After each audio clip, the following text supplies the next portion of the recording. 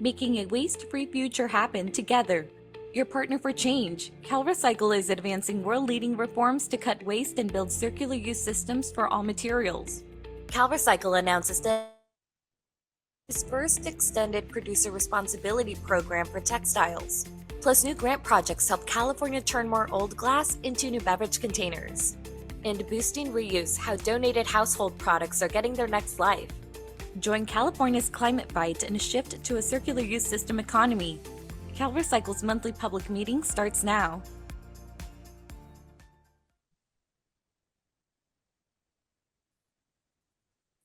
Good morning, everyone. Thanks for joining us here in the Coastal Room as the Byron Scher Auditorium is revamped with a new system that I think will help us to have a even more polished public meeting in the future.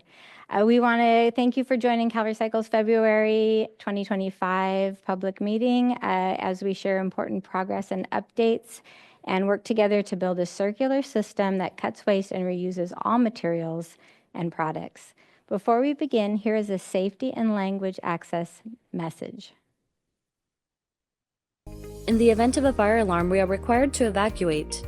Take your valuables and use the exit signs. Do not use the elevators. If you cannot use the stairs, you will be directed to a protective escalator. If relocated, exercise caution while crossing the street. Language shouldn't be a barrier when it comes to protecting our air, water, and land. CalRecycle is simulcasting this meeting in both English and Spanish. Banner at the top of calrecycle.ca.gov in Spanish. If you're attending this meeting in person in Byron Scher Auditorium, devices available. Let our team on the left-hand side of the dais know if you need one. El idioma no debe de ser una barrera cuando se trata de proteger nuestro aire, nuestra agua y tierra. CalRecycle está transmitiendo simultáneamente esta junta pública en español e inglés. Puede encontrar el enlace en línea en español e inglés en la parte superior de nuestra página web calrecycle.ca.gov. Si asiste Byron Scher, tenemos dispositivos de traducción al español disponibles. Solo informe a nuestro equipo al lado izquierdo del mostrador de presentación si necesita uno.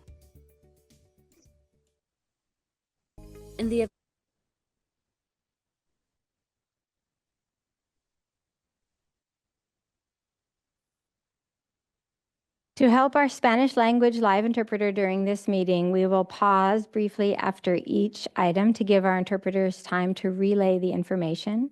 And to respond to your request, we have changed our live public comment process to include Zoom participation. You can find the Zoom link by scanning the QR code on this slide. I don't see it on this slide.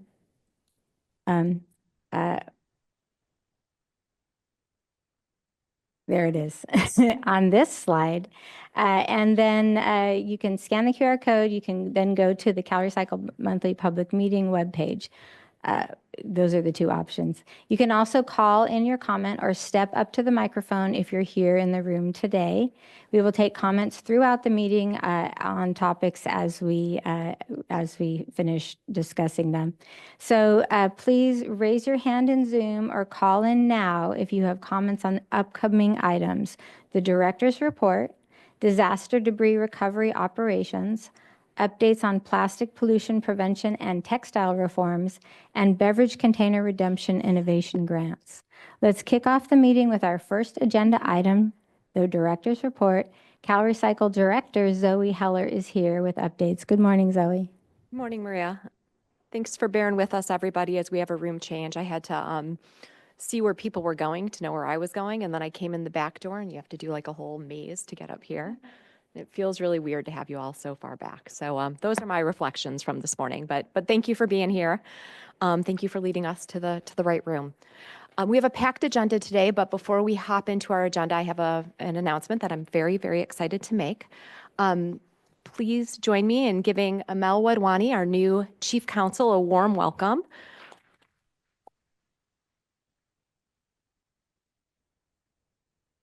Chief Counsel Wadwani comes to CalRecycle after serving as an Assistant Chief Counsel at the State Water Resources Control Board since 2018, and an attorney at the board for 11 years prior to that. She also served as acting deputy secretary for law enforcement and general counsel at the California Environmental Protection Agency for several months last year. I'm going to turn it over to Amel to say a couple of words. Thank you very much, Zoe. I think I just wanted to relay what an honor it is to be joining CalRecycle's team. Very important mission and work, and it is truly an honor to be given an opportunity to help advance that work. In the 2 short weeks I've been here so far, I've been impressed, very impressed with the dedication of CalRecycle's leadership and staff and the thoughtful, careful work that is going into advancing the mission. I also recognize how important it is to have stakeholder input and stakeholder engagement in that mission, and I look forward to continuing a robust and transparent engagement with all of you. So thank you. Okay, so jumping into a couple introductory remarks today. A quick update to the illegal disposal concerns that were brought to CalRecycle monthly public meeting several months back. The Office of Administrative Law has approved emergency regulations to give local enforcement agencies additional enforcement tools to be able to address some of those issues that we heard in those public meetings. In addition to taking actions against landowners where illegal disposal takes place, LEAs will now have the ability to hold accountable anyone that has contributed to the illegal disposal of solid waste on those properties. I would also like to highlight our upcoming Grants 101 workshop. It's been a while since we've done one of these, and it's just incredibly helpful for new recipients of grants or others that may be interested in coming in for CalRecycle grants, as we've had a number of new opportunities in the coming years. If you're interested in CalRecycle funding opportunities, mark your calendars for March 10th, when staff will share helpful resources and an overview of the grant application process. And lastly, I just wanted to address fire recovery. There's been a lot of questions about who is managing debris recovery following the Los Angeles wildfires, particularly considering the role that CalRecycle has played in the past. So it's different for these fires, and just wanted to provide some clarification there. So for Phase 1, which is the household hazardous waste sweeps, those are being done and overseen by US EPA with support from the California Department of Toxic Substances Control, as well as some CalRecycle staff who have volunteered their time to go down and support Phase 1 as well. Phase 2 is being led. This is removal of remaining debris. So this is the personal property debris removal program. CalRecycle does have that program, but for this incident, it's being managed by the U.S. Army Corps of Engineers following a mission assignment from the Federal Emergency Management Agency, FEMA. So CalRecycle continues to provide technical support and assistance to the federally run cleanup and program. We've been on several calls with communities. Just this morning we were on one. And CalRecycle's permitting team continues to work closely with the local enforcement agencies in reviewing emergency waivers for wildfire debris disposal. And we'll hear an update from that team coming up. There are other responses within the state that CalRecycle is leading and continuing to respond to. Disaster Debris Recovery Operations Deputy Director Jen Hogan is here to give us updates on those operations. Good morning, everyone. Thank you, Zoe. Real quick, Maria, don't panic. I just wanted to take a minute to acknowledge the really whole of government approach underway to support Los Angeles, but specifically want to thank the CalRecycle team, primarily Mindy and Zoe, for your leadership through these monumentally challenging times, and really the rest of the executive team who's been supporting Deidre while I've been back and forth to LA and trying to get keep the current missions underway without those suffering from this kind of additional demand on our team. Also really want to thank AFITS, the admin, IT, business services, and HR folks who've been helping us get things together to support our response to LA. And then last but certainly not least, the Deidre team who are diligently out there continuing the missions that were already underway when the LA fires hit. So With that, I'll jump into my quick brief out. As Zoe mentioned, we currently have incident management teams in Butte and Kern County on existing programs. Our crews have started bulk debris removal in Lake County's Boyles Fire and the Thompson Fire in Butte County. The Park Fire was the state's fourth largest fire by acreage, and crews have cleared 98 home sites there to date. For the Burrell Fire in Kern County, 103 of the 137 homes enrolled have been cleared of debris, and that's 3/4 of the properties. 34 have been returned to the county and property owners for rebuilding. Back to you, Maria. Again, we're going to take a pause for our interpreter to catch up. And next, we have important updates on various circular economy reforms for packaging, textiles, and beverage containers. Deputy Director of Circular Economy, Michelle Martin, joins us now. Good morning, Michelle. Good morning, Maria. Good morning, everybody. And I will try to talk a little slower this time so the interpreter can catch up with me too. So CalRecycle has hosted a packaging pollution prevention informational session earlier this month. On February 3rd, we presented on the source reduction baseline and updated recyclability and compostability determinations for the covered material category list. Presentation materials are available on the SB 54 webpage under past events. CalRecycle announced the 2025 nomination process for the SB 54 Advisory Board. 7 advisory board positions are open for appointment, and CalRecycle is accepting the nominations through an online application. Current board members may also seek reappointment. Nominations are due March 28th, with appointments taking effect on July 1st. For more information, please visit our advisory board webpage. The Packaging Producer Responsibility Advisory Board will meet Friday, February 1st.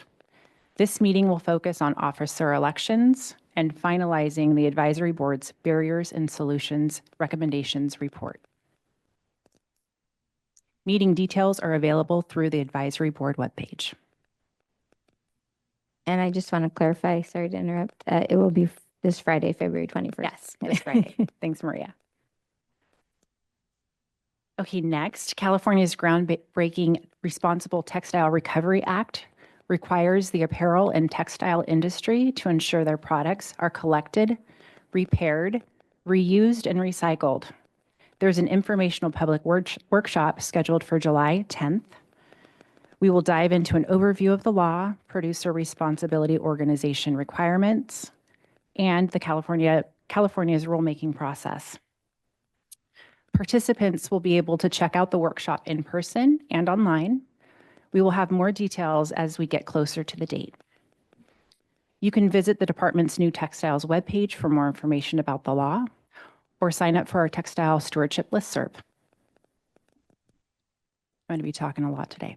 Next on the agenda, there's a beverage container redemption innovation grant program informational public workshop coming up on February 24th, next Monday, from 10:30 to 12 p.m.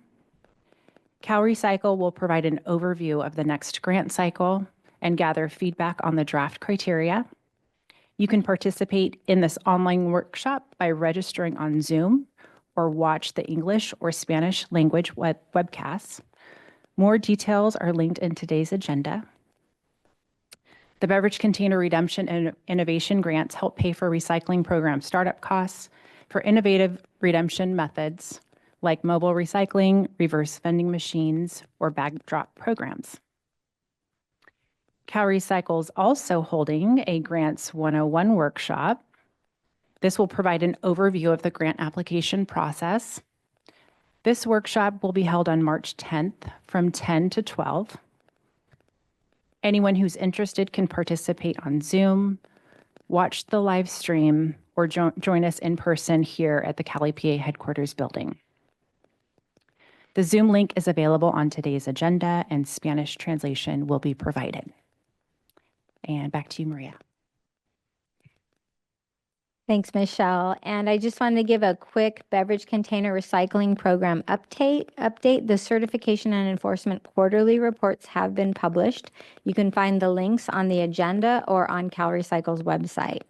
And now we will go to public comments. Do we have any public comments on the director's report, disaster debris recovery operations, the plastic pollution prevention and textile stewardship law implementation updates, the beverage container redemption innovation grant program announcement, or the grants 101 workshop announcements? First, we'll take comments here in the room. Good morning. Good morning. Evan Edgar, live from Sacramento on behalf of Edgar Associates and the California Compost Coalition. 3 different items on this part of the comment period. Number 1 is that fire debris. The Compost Coalition really supports your work on the land application for emergency regs. Really important out in the desert. Reason being is, as we speak, there's live coverage of the Calabasas landfill is under siege right now, where they are taking a lot of that desert, and they're taking a lot of fire debris at Calabasas right now. And the protesters are blocking the gate, and they're saying, take it to the desert.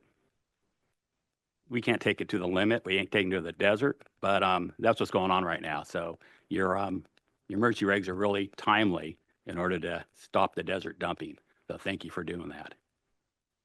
Number 2, SB 54. Great progress on that. On behalf of the California Compost Coalition, putting out the covered materials is really good. We can't afford to have wishful composting like we had wishful recycling. For years, people load up the blue cart full of stuff, 30, 40% residual, and it takes a scenic route to the landfill. We have to do a lot of handling. We throw it away. It's a waste of everybody's time. Well, a lot of packaging people think they can do that for composting. We don't got China to dump on anymore, definitely not the desert. So we can't dump on the compost industry. So wishful composting cannot happen. We really support SB 54 because of the fact you have a backstop on it with AB 1201 with regards to what is truly compostable with regards to the USDA Natural Organic Program. The California Compost Coalition represents most of the organic composters in California. We want to keep our CDFA OMRI certificate for the value market for carbon farming across the state. We can't afford to have the mixed waste and all the other stuff out there that could come in from the packaging, from PFAS to all types of stuff, PLAs that is rude. Evan, come on back up. Come on down.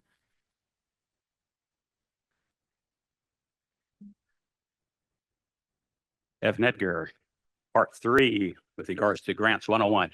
Take 2, part 3. Part 3. Okay, grants 101. CalRecycle's done a great job on infrastructure grants and local government grants for 1383. Great program.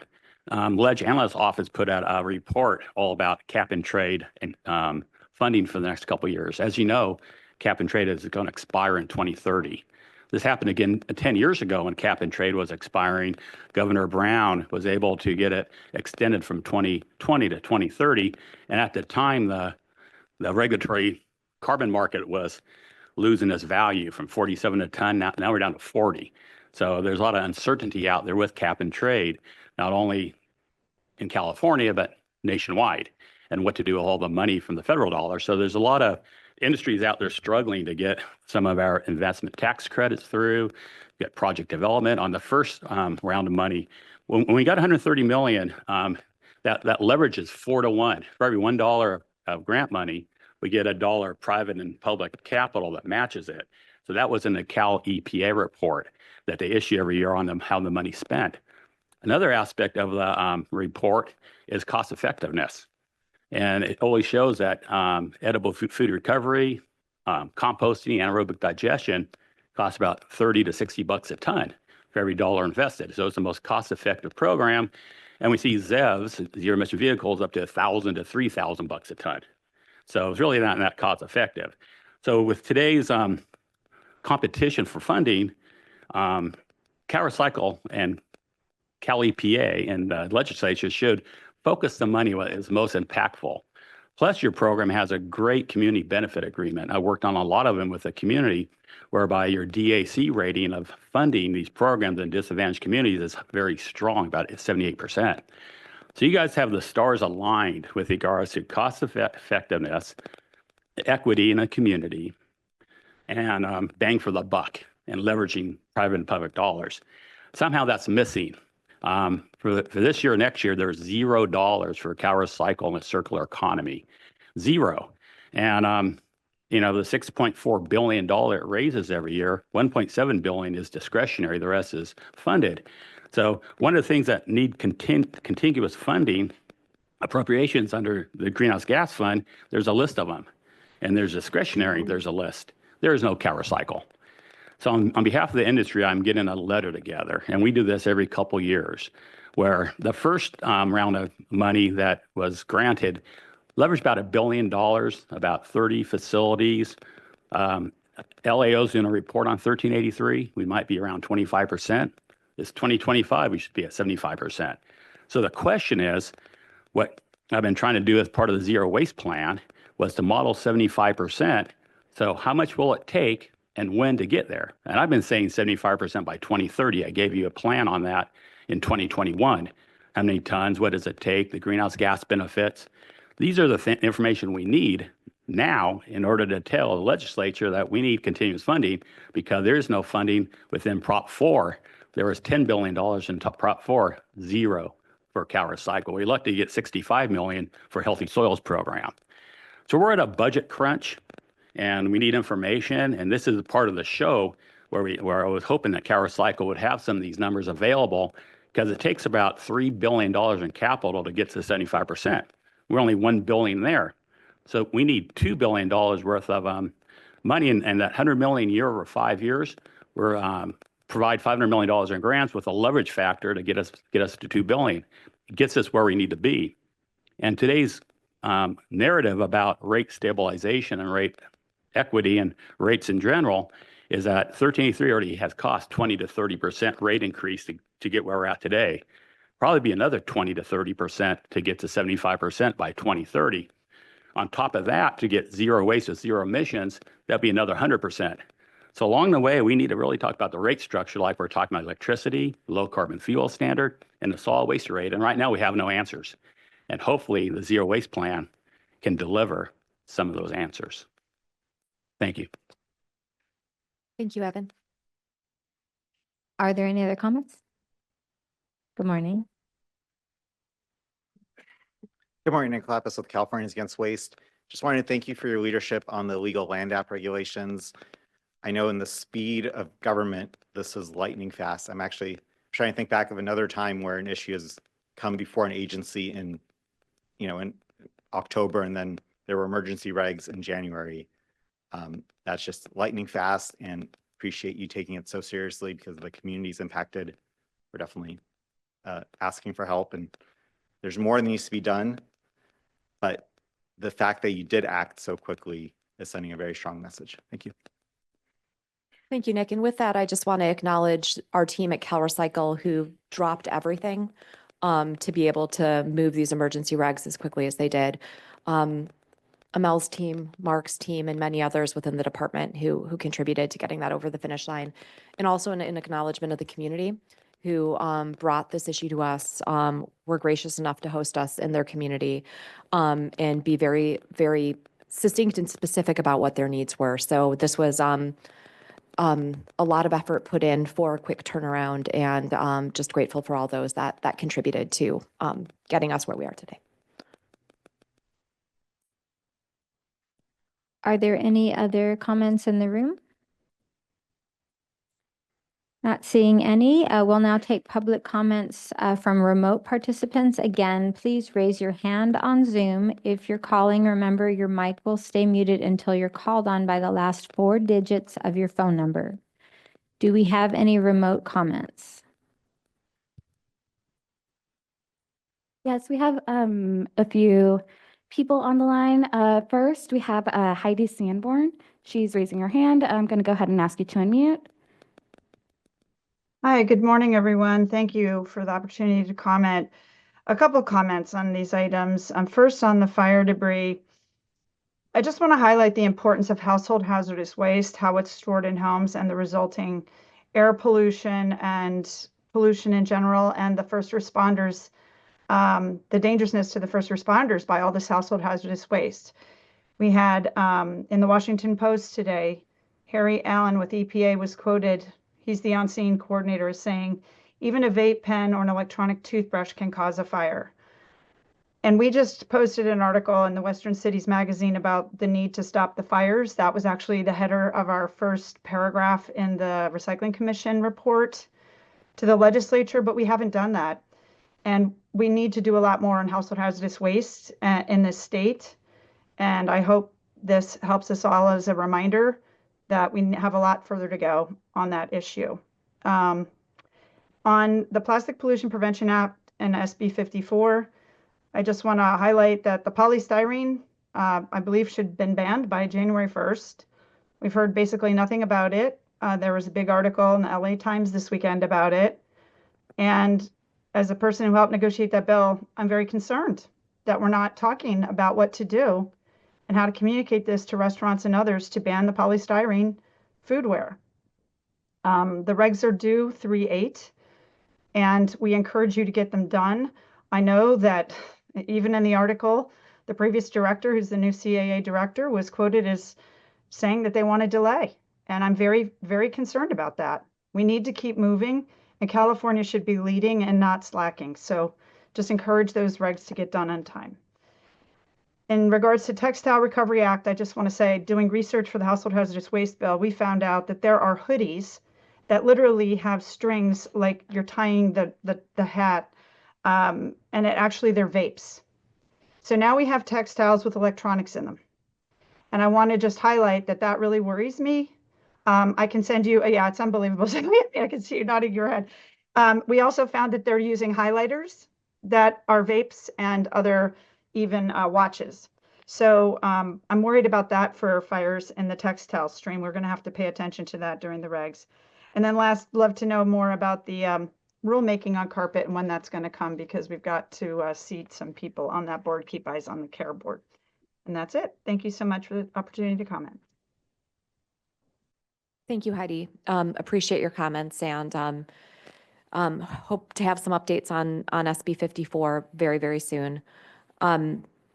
We are looking at our rulemaking calendar right now and determining bandwidth for when it would make the most sense to start a number of the regulatory processes that are in front of us right now, while finalizing some of those major ones that we're working our way through. So more to come soon as far as when we'll start process on carpet and some of the other EPR programs and other new legislation or new laws as well. Thank you.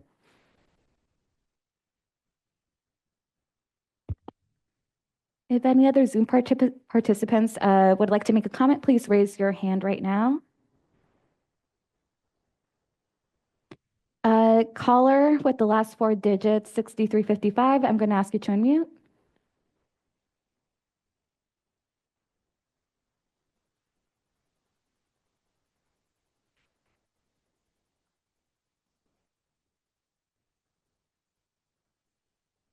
Okay, we'll circle back.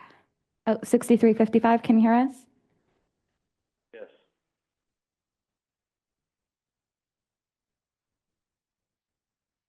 Please state your name, affiliation, and go ahead with your comment.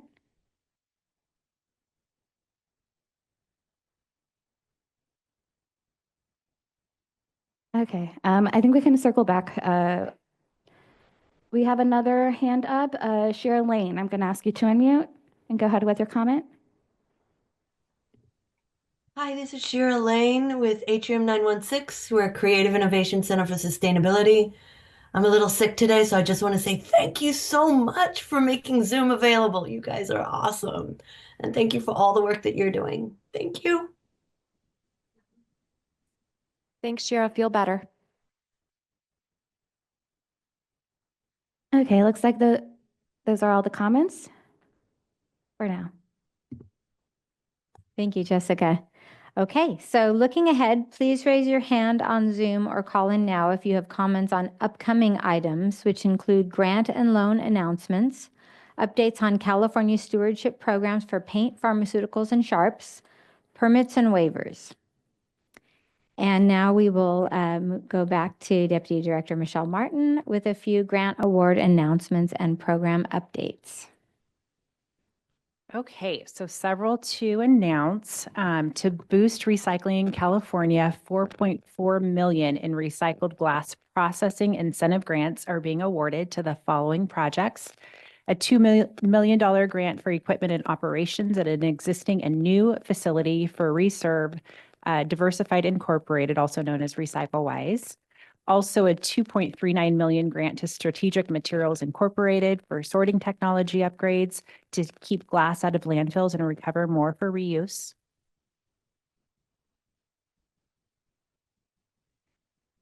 We're also awarding $154,000 grant to Riverside County for tire-derived aggregate gas collection wells at 2 landfills. The county anticipates using 2,100 tons of tire-derived aggregate for projects, or the equivalent of 209,000 tires. The TDA grant program supports the use of recycled tires in civil engineering projects. And to date, we've awarded projects that have kept over 4.5 million waste tires out of landfills.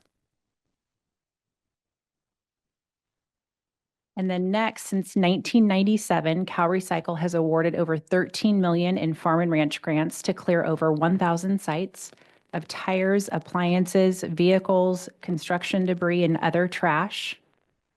Take a look at the grant-funded cleanup in Yuba County.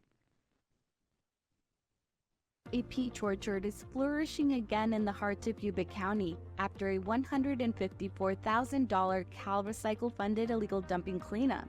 I would say there's easily debris out here dumped at least once a month. The piles of trash grew so much in this orchard and neighboring properties in the Central Valley community of Olivehurst that they were visible from Highway 70. Yuba Sutter County Resource Conservation District says it has been able to remove over 100 tons of waste to date. We've had anything from tires, sofas and couches, refrigerators, freezers, washers, dryers, wood scrap. Illegal dumping was slowing down operations at the P and raising concerns about fires and toxic contamination. All of those waterways within the orchards and next to the levee systems, it can contaminate the fish habitat, wildlife habitat, and go into the river and on downstream. Grant-funded gates, signs, and surveillance cameras are now in place to keep illegally dumped trash from spoiling the harvest, giving the land back to farmers to feed Californians.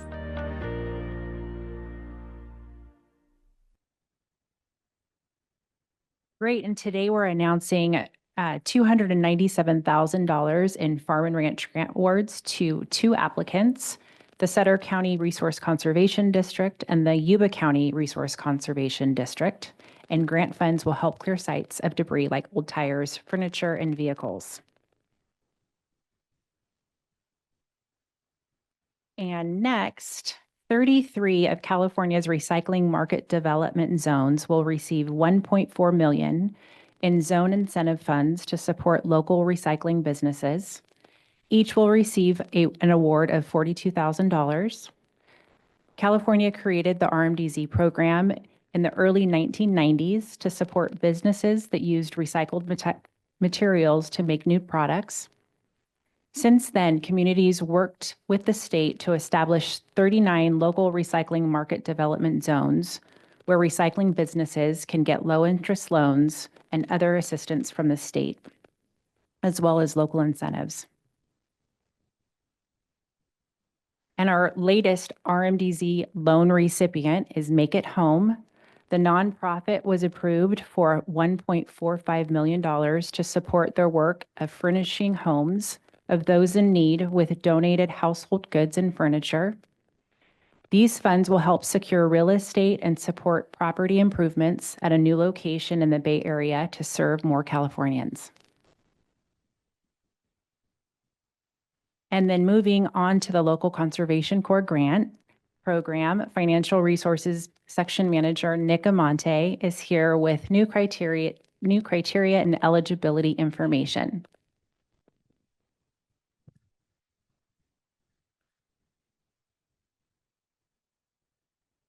Feels so odd turning my back to y'all, but thank you so much, Michelle. In the upcoming cycle, RLC 40, 29.6 million will be available for awards to 14 certified local conservation corps. Funds will be allocated evenly among all eligible and successful applicants. A small remainder in each material fund is added to Conservation Corps Long Beach. CalRecycle will continue to permit the local Conservation Corps to negotiate swapping material fund amounts between the organizations to maximize the effectiveness of recycling and recovery programs. Each local conservation corps must submit an application in CalRecycle's grant management system, also known as GMS, that must include a budget, a grant project summary that describes specific measurable objectives and key activities for each material fund, an indirect cost allocation plan or an approved federal indirect cost rate, and the most recent external audit report. After the close of the application period, CalRecycle staff will review applications based on eligibility and inclusion of all required documentation. CalRecycle anticipates posting the notice of funds available and the application period opening next month, March 2025, with applications due in April 2025. And back to you, Michelle. Great. Thank you so much, Nick.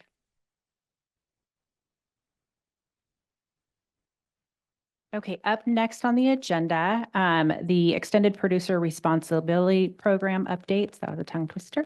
There was an item on the agenda regarding Med Project's significant change to its drug program. However, the director has not made a determination yet, so we pulled this item and we'll bring it back to a future public meeting. So next, a California Paint Stewardship Program update, but here's a quick video and reminder of how the program works. Every year, Californians buy enough paint to cover 35 million rooms with 2 coats. That's 70 million gallons of paint.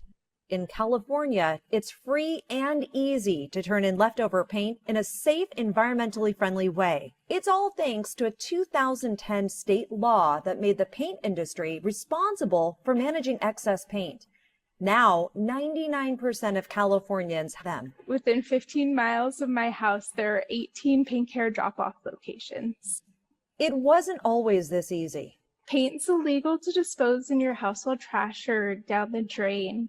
Because it's made out of hazardous or dangerous chemicals that can pollute our local waterways. Older paint can even contain metals like lead, which are especially harmful for human health.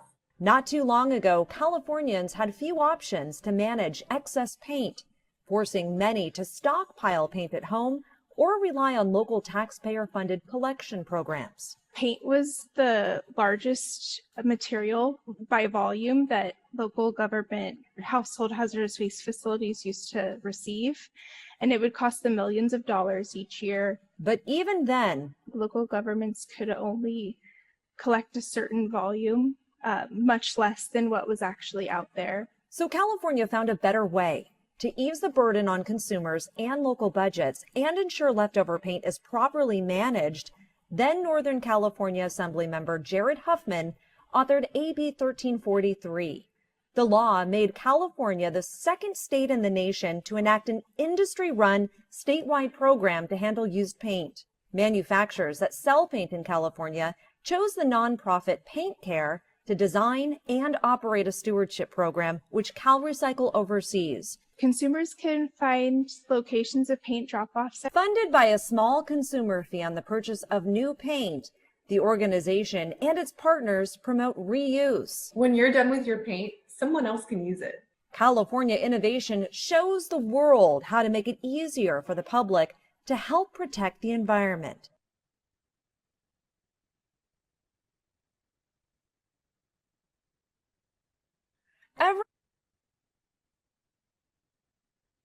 California's paint stewardship law requires manufacturers to safely manage leftover paint for reuse, recycling, and proper disposal when necessary.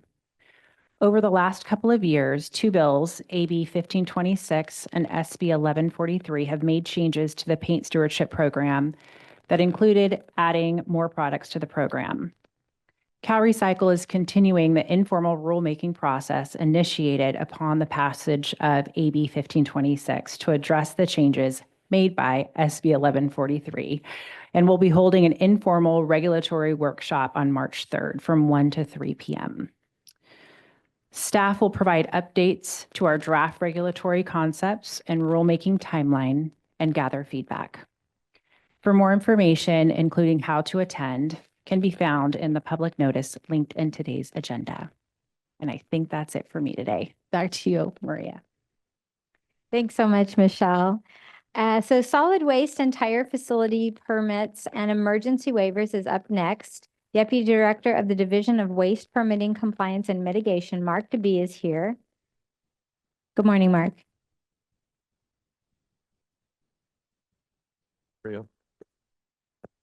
We have received additional waivers since the agenda was posted. But first, let's watch a quick overview of California facility standards and statewide facility permit update from Environmental Program Manager, Alina Lawrence.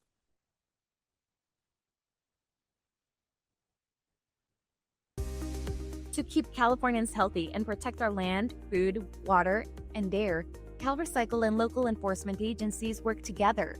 Local enforcement agencies get community input, process permit applications, conduct inspections, and make sure solid waste facilities follow the law. CalRecycle verifies that permits for solid waste facilities, including landfills and compost sites, comply with state standards and inspections. Agreeing with the LEA that a permit is ready to be issued is known as concurring. Additionally, CalRecycle reviews approved emergency waivers and can modify, limit, or end them. Emergency waivers temporarily modify solid waste facility permits for up to 120 days and may be extended, providing relief for facility operators during disasters, and they're approved by local enforcement agencies. For waste tire facilities, CalRecycle issues and enforces waste tire facility permits to make sure tires are stored and processed safely. Scan this QR code or visit CalRecycle's website for more detailed information.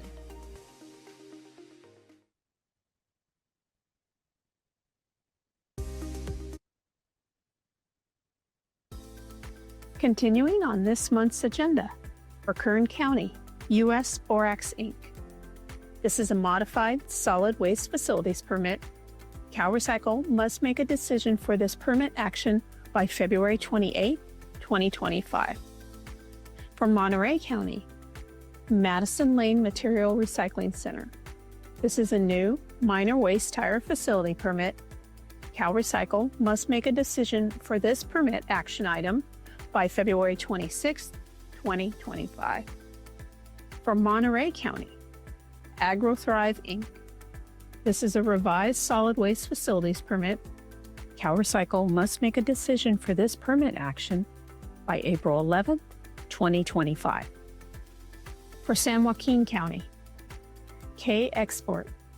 This is a new minor waste tire facility permit. CalRecycle must make a decision for this permit action item by July 8, 2025. These are the current emergency waivers received by the department since last month's public meeting.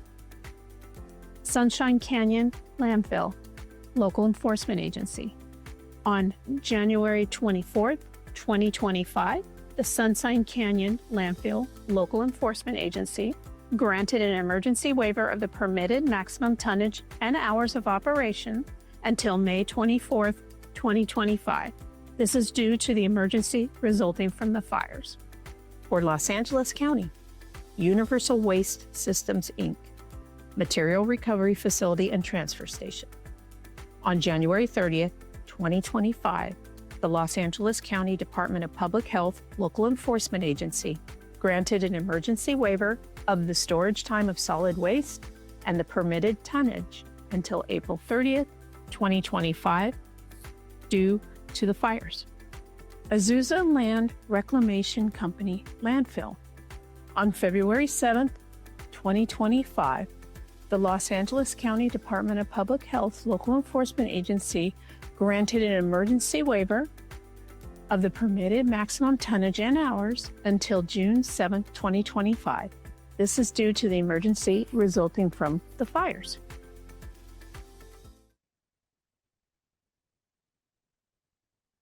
And we have an additional emergency waiver update, and it's for the Calabasas landfill located at 5300 Lost Hills Road in Agoura. The landfill operator requested an emergency waiver, and on February 13th of this year, Los Angeles County Department of Health, local enforcement agency, granted an emergency waiver of the permitted maximum tonnage and hours of operation until June 13th, 2025, due to the emergency.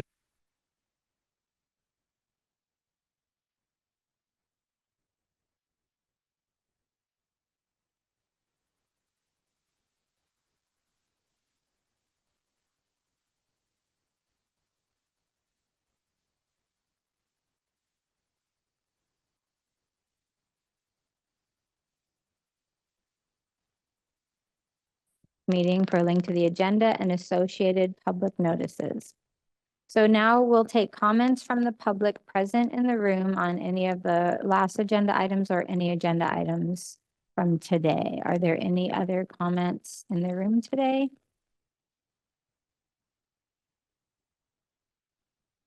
Looks like we have one. Evan Edgar, live from Sacramento on behalf of the California Compost Coalition. One thing that wasn't on agenda today, but should have been the zero waste plan. Very important plan with regards to process and content. What I feel about process has been a total lack of transparency, postings, and even turnout from the stakeholders. Stakeholders care about zero waste. They have zero waste week, zero waste month, a lot of activity out there, but it was poorly noticed. It only came out on one listserv, and a new listserv that was zero waste that should have been posted on all listservs, because zero waste cuts all boundaries and all aspects in every program that CalRecycle works on. I think the reason for the poor turnout was a lack of content. We're asking the same questions over and over again, as if it's Groundhog Day of zero waste. And we're not getting any content with regards to have a response to. A lot of input has been provided. I have provided over the last 2 years since the zero waste program popped up. I've been saying let's model 75% because the public wants to know, stakeholders, local government, the haulers, what does it take to get 75% and how soon?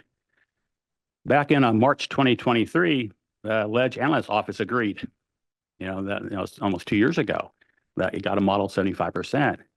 When the budget trailer bill was passed, the Skinner bill, SB 101, it said 75%.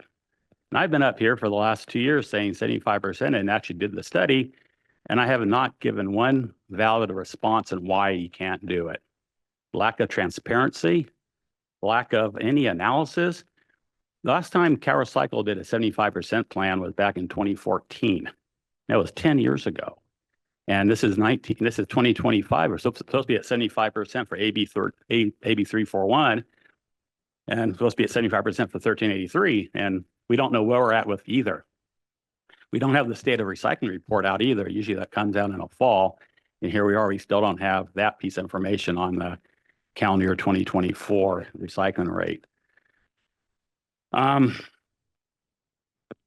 think you should repost that meeting that they had some listening sessions with the tribe, but I didn't see any other listening sessions, what happened there over the springtime and other public workshops in the summertime.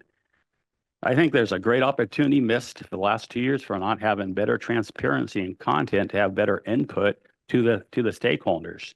What we've seen is a 20 to 30% rate increase to get so far, and to get to 75%, it could be another 20 to 30% rate increase. That's to get to 75%. To get to zero waste with zero emissions, which is the goal of California to be carbon neutral by 2045, to get to zero waste, we don't even know what zero waste is still. 2 years later, I'm still commenting that zero waste should include, right now it's only recovery, resources, and reuse and recycling.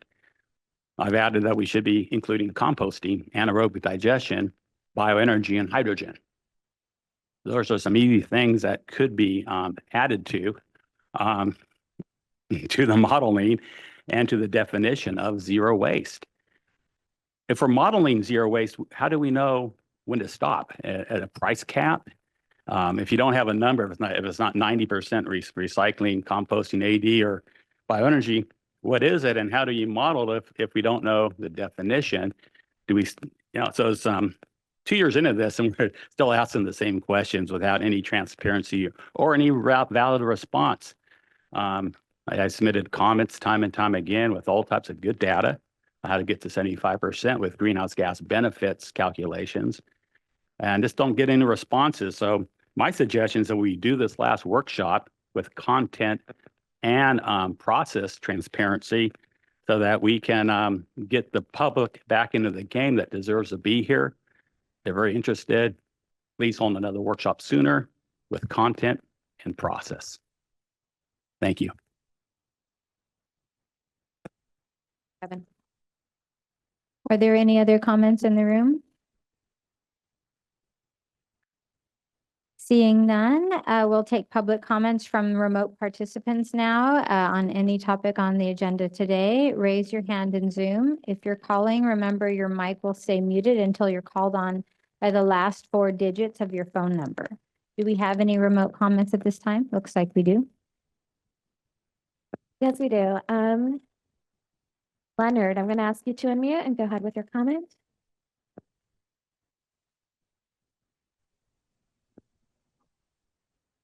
Good morning. Thank you for the opportunity, and here for Zoom meetings. Thank you.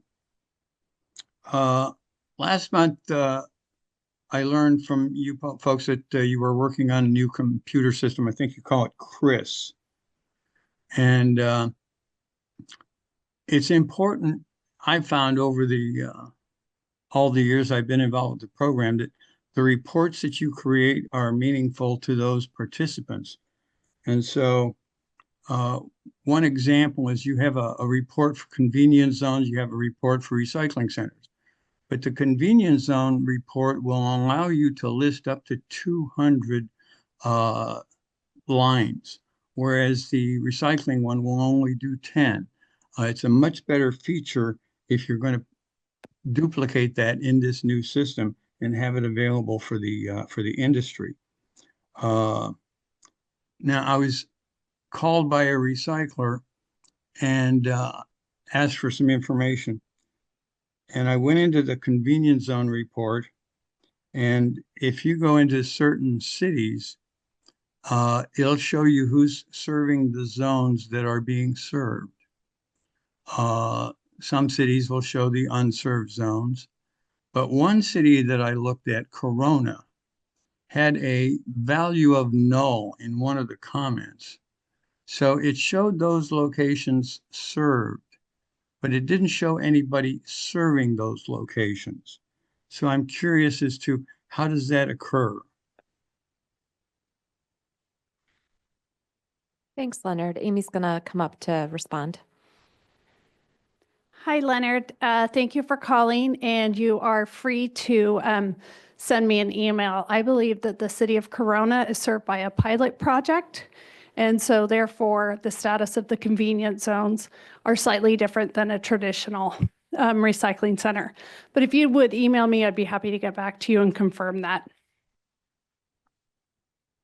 Well, does that mean that if somebody's serving that zone, the public doesn't have access to who it is?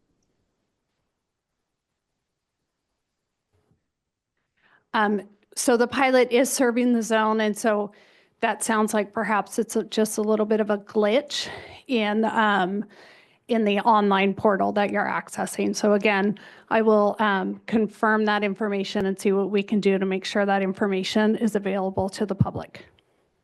I'd certainly appreciate that. I spoke to another person this week, and they were having difficulty getting a recycling center cited in a Bay Area city. The city had 27 zones. 12 of them were being served, but due to overlapping, there were only 3 recycling centers serving the 27 zones. And they were being treated as if they were like a scrapyard. I think it's important to note that much of the inconvenience and unserved convenience zones are not due to the recyclers not wanting to go in there, but the city's making it difficult for them to go in there. And in light of that, using this city as an example, how are the co-ops going to deal with all these sites that the city will not permit?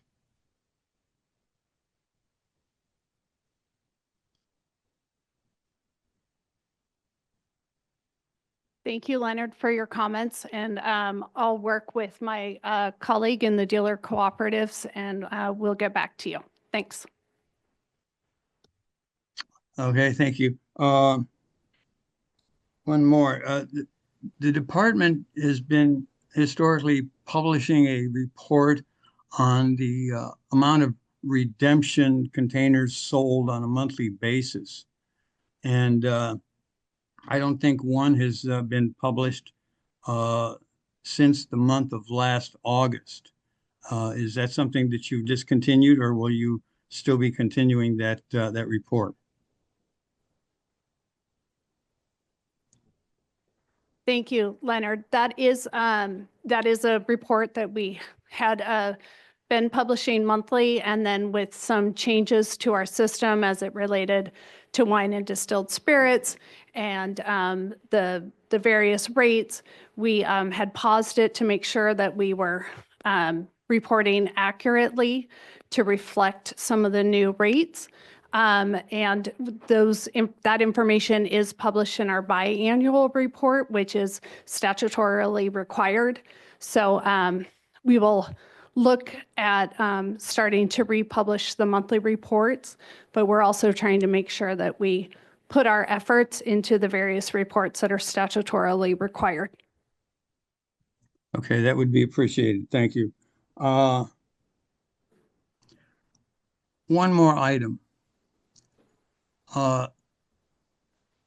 In 2014, the department was audited. I supplied information to the auditor about a process that the department was using. That was prepayment controls. That's where you take the recyclers' money, the money that they have put up to operate the program, and do not reimburse them until something happens, a hearing, possibly weeks or months later. The auditor made comment on that it was likely would be found underground regulation. That would only occur if somebody took the state to court, took the department to court. But they did recommend that the department adopt regulations. And to date, we still have no regulations. And it's been my opinion that it's a denial of due process to take their money first and make it difficult for them to defend themselves. So I'd really like to know, when are prepayment control regulations going to be adopted formally, not emergency, formally? Leonard, thank you for the question. And, you know, as I mentioned earlier, I don't have a response for the specific date. We have a significant workload right now when it comes to completing some rulemakings, but we'll certainly update you when we're able to give something more definitive. And quickly, I just wanted to respond to your question on the dealer cooperatives and concern about local jurisdictions or what those conversations may look like with local jurisdictions so that there can be more served areas with the dealer cooperatives. You know, we'll get a better sense of how the dealer cooperatives are thinking about this and what kind of conversations they're having with some of these jurisdictions when we start seeing those plans come in. And, you know, since the dealer cooperative model is brand new and different, it will be interesting to see how the approach with dealer cooperatives fills the unserved zones while having some neighboring zones that are served by recycling centers. So we're really looking forward to that and very much open to having those conversations when we see what sort of infrastructure is being proposed and what jurisdictions these dealer cooperatives are working with. So I don't think we'll have a direct response right now, but we'll certainly be doing some analysis in the not too distant future. Thank you for your questions. It will be important to see how they're received, so any information will be valuable.